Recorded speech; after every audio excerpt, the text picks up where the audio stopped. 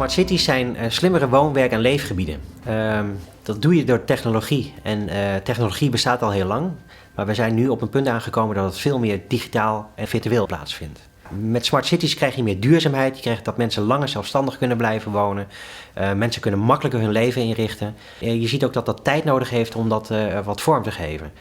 Vandaar dat ik ook denk, je hebt een aantal pijlers nodig om als een soort kapstok om dingen aan op te hangen.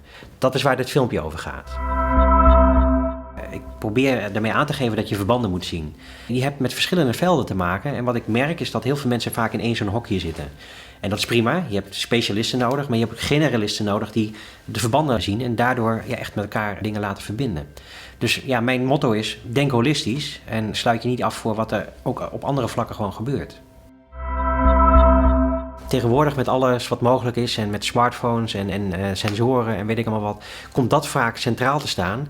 En wordt er ook heel snel gedacht van we moeten een businessmodel daaromheen kweken. Ja, ik zeg eigenlijk van laat dat achterwege. Ga in eerste instantie denken van wat draagt technologie nou bij aan het verbeteren van het leven van mensen.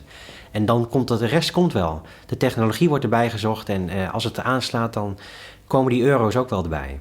Niet daarmee starten. Belangrijk is dat je denkt van wat hebben wij er als mensen aan? De technologie ontwikkelt zich heel snel en voor je het weet ben je met iets een systeem aan het ontwikkelen wat eigenlijk bij het moment van oplevering is het alweer achterhaald. Je moet dus anders gaan denken. Je moet veel meer gaan denken van wat hebben we eigenlijk nodig in een gebied en zorg ervoor dat je heel snel technologie ook kunt wisselen. Dan kom je erachter wat werkt. Dat kan zijn dat je daarmee ook erachter komt dat het voor een kleine groep werkt of dat misschien dingen gelijk ook breder werken voor een hele groep. Een goed voorbeeld is 3D-printen. Hier in Amsterdam-Noord zijn ze bezig met een grachtenpand te printen. En het is eigenlijk dat zij door te doen, dat zij opeens ook zien dat dingen moeten worden opgelost. En dat je met heel andere vragen terechtkomt. En dat je ook bijvoorbeeld de technologie die er al is, nog moet verbeteren om het echt te laten werken. Dus durf te experimenteren en zorg ervoor dat het verder komt.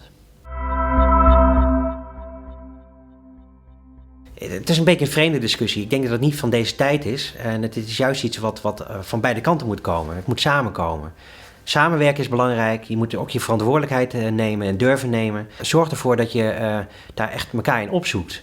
Het kan namelijk niet van één kant komen. Als het alleen van onderaf komt, dan zie je dat dingen te veel blijven steken in een soort hobbysfeer. Wat op zich goed is, maar waarbij je dus net het bredere draagvlak en de grotere inzet van technologie ontbreekt. Ga je het alleen van bovenaf doen, dan gaan mensen het argwanend bekijken en wordt het ook niet wat. Het komt echt van beide kanten. Kortom, 5 pijlers. Bewust bedoeld om een soort grip te krijgen op de snelheid waarin dingen zich ontwikkelen in deze tijd. Ik geloof er namelijk sterk in dat je pas echt tot vernieuwing komt als echt partijen gaan samenwerken. Inwoners zijn er altijd bij betrokken. Je doet het uiteindelijk voor de mens. Maar je moet ook zorgen dat bijvoorbeeld onderwijsinstellingen of ondernemers en ook overheden, dat die op een bepaalde manier met elkaar samenwerken, zodat je samen dus echt die nieuwe technologie op een goede manier vormgeeft. Dat soort schotten moet je doorbreken. En ga je dat doen, dan zul je ook zien dat opeens technologie op een andere manier een hogere vlucht kan nemen.